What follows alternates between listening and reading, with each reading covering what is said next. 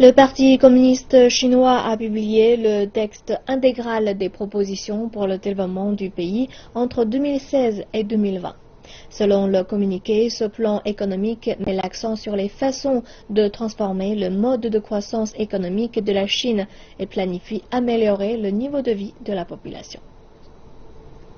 Une plus grande ouverture au monde sera un véritable leitmotiv en Chine lors des 5 prochaines années.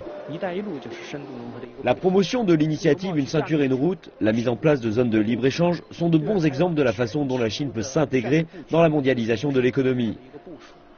Sous la gouverne du 13e plan quinquennal, je suis confiant que la Chine deviendra une puissance économique majeure en ouvrant son économie. On s'attend à ce que la Chine ait une plus grande influence en s'engageant activement dans la gouvernance mondiale et en développant l'ordre économique international basé sur la justice, la coopération et les avantages mutuels. La Chine va mettre en œuvre des politiques d'ouverture dans les deux directions, en s'ouvrant de l'intérieur mais aussi de l'extérieur. De plus, la Chine va s'impliquer davantage pour instituer des règles commerciales et économiques. Et cela va ensuite créer un plus large espace pour la nouvelle ouverture de la Chine. Selon les dispositions de ce plan économique, la consommation jouera un rôle prépondérant dans l'ouverture de l'économie.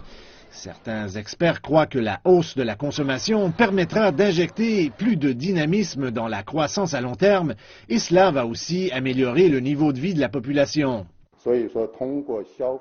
La consommation permet de stimuler la croissance économique et aide en retour à faire augmenter les revenus de la population. Donc c'est un cycle économique avantageux. Il apporte non seulement des avantages économiques, mais aide aussi à améliorer le niveau de vie.